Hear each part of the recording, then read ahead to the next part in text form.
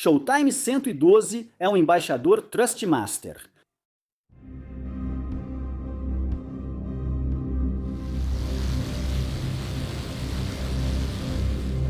Olá a todos, aqui é o Showtime 112. No vídeo anterior, sobre o Messerschmitt 163, Cometa mostramos como o caça a foguete alemão atuou nos primeiros combates contra os aliados. Assista ao vídeo se você não viu. Até agora, os pilotos do Jagdgeschwader 400, única unidade operacional com o Messerschmitt 163, só faziam interceptações de teste e praticavam táticas, sem enfrentar de fato os bombardeiros aliados. O primeiro ataque ocorreu em 16 de agosto de 1944.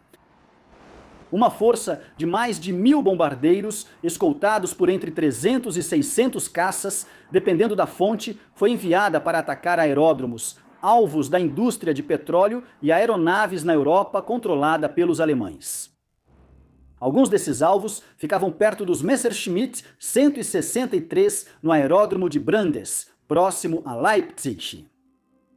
Oficiais de inteligência aliados avisaram as tripulações que o Messerschmitt 163 estava operacional, mas era improvável ser visto nesta missão. Mas, se fossem vistos, seriam claramente as aeronaves mais rápidas já observadas pelas tripulações.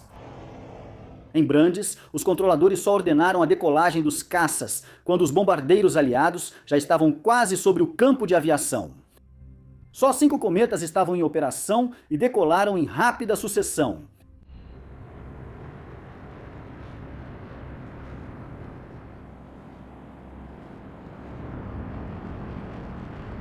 Quando os bombardeiros se aproximaram de Bolin, os cometas avançaram contra o grupo líder de B-17, atravessando a formação. O primeiro a tentar um ataque foi o Feldwebel Herbert Satznicki. Ele mergulhou pela posição das 6 horas em direção ao B-17, chamado Towering Titan, pilotado pelo segundo tenente Waltz. O sargento Howard Kaysen, o Red, era responsável pela metralhadora de cauda. Red atirou pela primeira vez a 1.000 jardas, mas Satznicki nivelou o voo e chegou a 50 jardas. Red atirou novamente.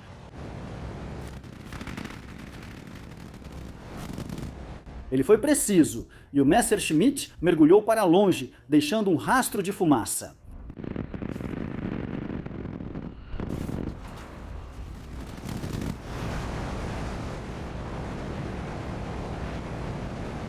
Satznicki saltou de paraquedas com sucesso de seu Comet danificado e pousou de paraquedas perto do campo de aviação de Brandes. Ele teve ferimentos leves, recuperou-se rápido e voltou a voar.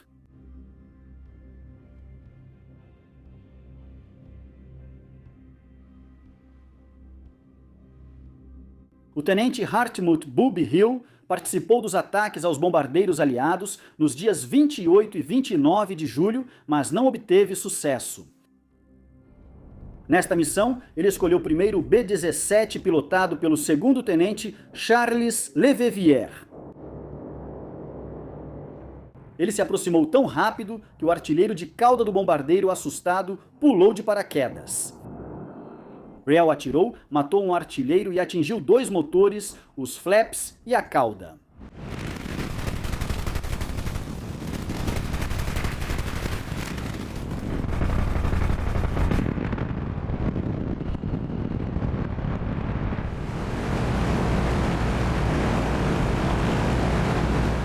Gill subiu e foi para outra passagem pela posição das 2 horas.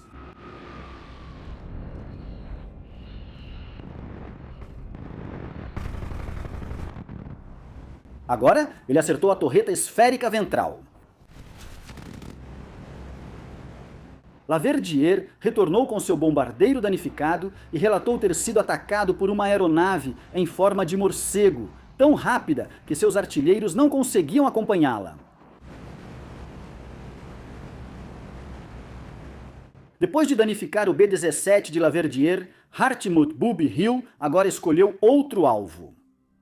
Desta vez, era um retardatário do 91º Grupo de Bombardeiros A fortaleza voadora já havia sido atacada por Bf-109 e Focke-Wulf 190. 2 motores perderam os supercompressores e o terceiro foi danificado. 2 artilheiros ficaram feridos. A maioria das fontes acredita que este era o B-17 Althaus Maus, pilotado pelo primeiro-tenente Rhys Malins. Hartmut-Riel subiu a cerca de 18 mil metros e depois mergulhou em direção ao B-17, danificado pela posição das 6 horas. Sem combustível, ele entrou em modo de planeio.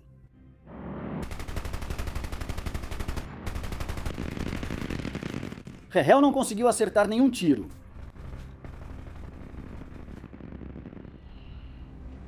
Após isso, ele planou em paralelo ao B-17, mas fora do alcance das metralhadoras. A tripulação do B-17 viu um P-50 e um mergulhar sobre o caça alemão pela posição das 6 horas. Na verdade, eram 2 Mustangs pilotados pelo tenente-coronel John Murphy e seu ala, primeiro-tenente Cyril Jones. Murphy viu primeiro rastros de condensação indo para a última formação de bombardeiros. Em seguida, avistou o B-17 isolado à direita e mergulhou para protegê-lo. Os 2 Mustangs alcançaram o cometa sem propulsão pilotado por Hartmut-Riel. Murphy abriu fogo a cerca de 300 metros de distância e manteve o disparo até ultrapassar o alvo.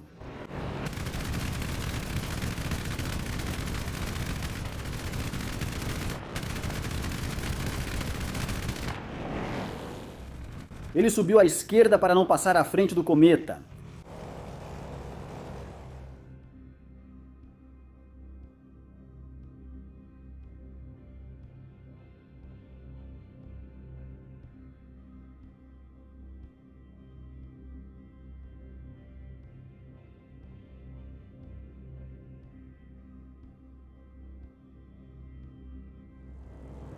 O ala do Mustang, Tenente Jones, observou seu líder acertar o cometa.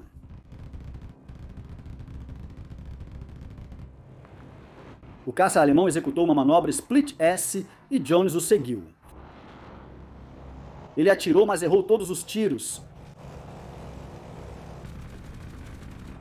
Ele ajustou a mira e atirou de novo, desta vez com mais sucesso, observando impactos no canopy.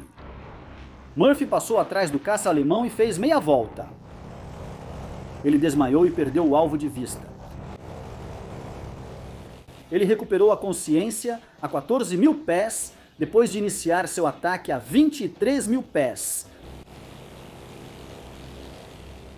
Enquanto isso, o tenente-coronel Murphy viu o que acreditava ser outro Messerschmitt 163 em um mergulho suave. Provavelmente ainda era Hartmut-Riel.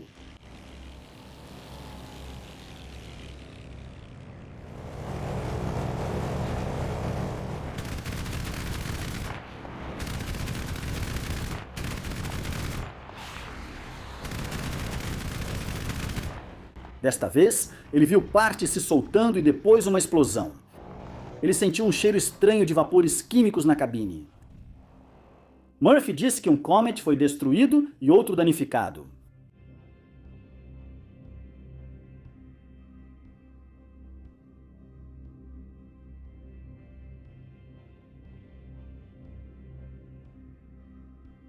Na verdade, ele e Jones dividiram o abate de um Messerschmitt 163. Este modelo inicial, B0, caiu às 10h52, perto do campo de aviação de Brandes, e o corpo de Hill foi encontrado nele, tendo sofrido ferimentos fatais antes do impacto. Grell foi o primeiro piloto de Comet morto em combate. Mullins e seu B-17 avariado conseguiram voltar milagrosamente à Inglaterra. Até agora, o ataque custou aos alemães 2 de seus caças movidos a foguete. Um dos pilotos, Stratsnik, sobreviveu, mas o outro, Hartmut-Riel, foi morto.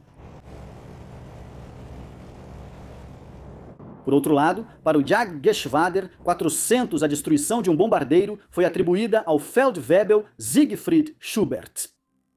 O abatimento supostamente foi conseguido com 3 rajadas do canhão Mark 108 de Schubert.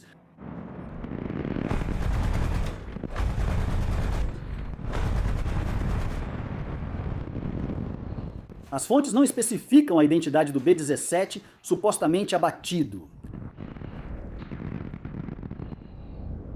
Além de Schubert, Hartmut Ruhl e Herbert Strasnicki receberam crédito por uma vitória cada, embora registros aliados indiquem que os bombardeiros que atacaram retornaram à base. O próximo grande confronto para os pilotos do Messerschmitt 163 ocorreu em 24 de agosto de 1944.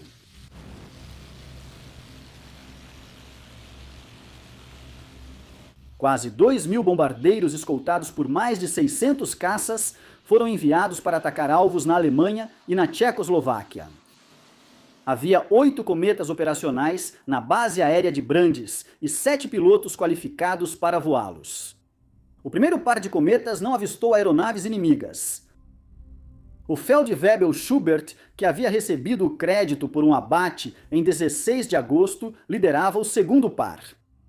Os 2 pilotos alemães atingiram 36.000 pés, desligaram os motores foguete e planaram em silêncio em direção ao solo, procurando bombardeiros inimigos.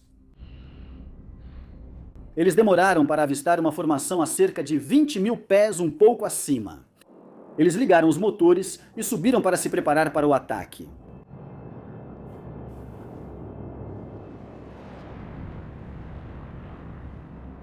Schubert acertou a asa esquerda de uma das aeronaves líderes e ela começou a sair da formação.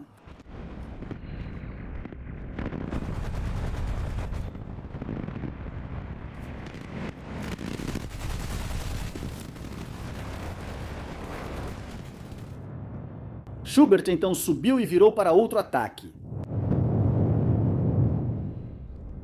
Desta vez, ele acertou a asa de estibordo e o bombardeiro entrou em parafuso.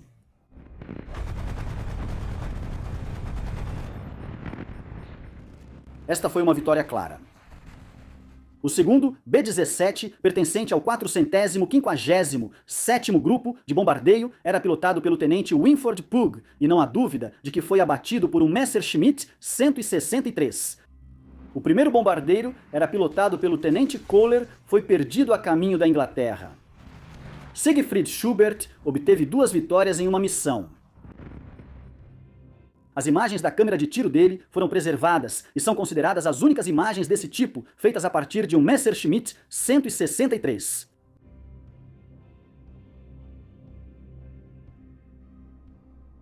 Lieutenant Hans Bott pilotava sua primeira surtida. Ele era o único piloto na Staffel sem experiência prévia de combate. Enquanto Bott subia para grande altitude, ele avistou uma formação de B-17 a cerca de 9.000 metros. Ele mergulhou sem potência, mas não conseguiu acertar nenhum tiro.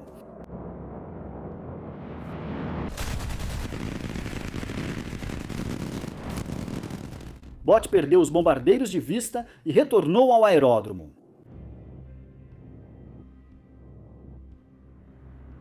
Ao retornar, decolou novamente, agora no último cometa operacional. Era uma variante inicial B0 com canhão de 20 mm. Ele usou quase toda a pista para decolar e seguiu para Leipzig, onde encontrou uma formação de bombardeiros. Bott selecionou um B-17 no lado esquerdo da formação e o atacou. Uma metralhadora travou, mas a outra seguiu atirando e acertou o alvo.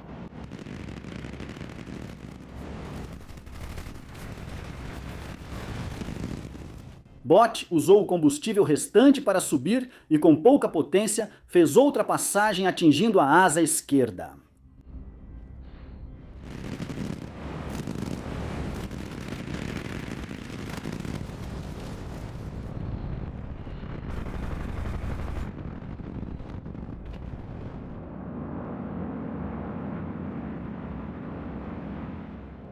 Ele fez um ataque final planando, mas sem acertos. Ele observou alguns membros da tripulação do bombardeiro saltando de paraquedas.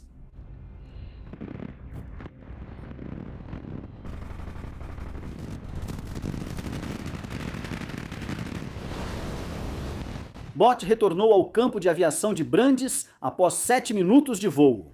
Uma bateria antiaérea confirmou depois que um B-17 caiu após ser atacado por um cometa, e Bott recebeu o crédito pela vitória. Provavelmente, essa era a aeronave do segundo-tenente Steve Nagy. 3 B-17 foram abatidos por Messerschmitt 163 em 24 de agosto de 1944. Mais 10 relataram terem sido atacados, mas não sofreram danos significativos. Esse foi o ataque mais bem-sucedido do cometa, provando que o caça alemão a foguete podia ser eficaz contra bombardeiros. Nas duas incursões de agosto, pilotos do Messerschmitt 163 receberam crédito por 6 vitórias, 3 delas para Siegfried Schubert. 2 aeronaves foram perdidas em combate e um piloto morreu. O Messerschmitt 163 foi oficialmente declarado operacional por Adolf Galland em 8 de setembro de 1944. Os cometas tentaram várias interceptações no mês, mas quase não tiveram sucesso. A única exceção foi em 11 de setembro, quando a 8ª Força Aérea lançou ataques contra a Alemanha, totalizando 384 B-17, escoltados por 275 P-51 Mustangs. Um grupo de B-17, cujo alvo era a Holanda, passou bem ao sul de Brandes. Uma exceção foi um único retardatário que passou muito perto do campo de aviação. O Unteroffizier Quad Schibella foi acionado para atacar. Ele pilotava um dos primeiros Comet com canhão de 20 milímetros. Ele interceptou o bombardeiro solitário, mas errou os disparos na primeira tentativa.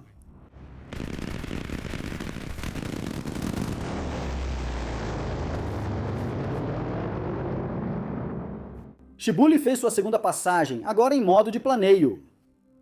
De novo, ele não acertou o B-17, ainda tinha energia para uma última passagem. Um dos motores de estibordo foi atingido e o bombardeiro soltou fumaça.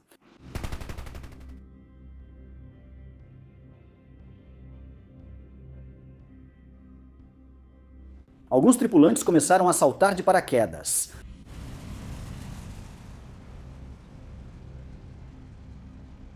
Schiebully foi ordenado a retornar ao aeródromo. O B-17 caiu a cerca de 8 quilômetros a oeste-noroeste de Brandes. 3 sobreviventes foram rapidamente capturados.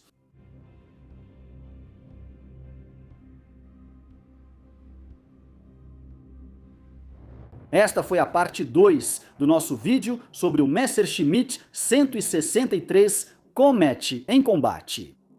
Nesse período, o caça alemão movido a foguete obteve algum sucesso. Houve mais sucesso no período seguinte, mas também muitos fracassos e tragédias. Não perca o próximo episódio e obrigado por assistir Showtime 112.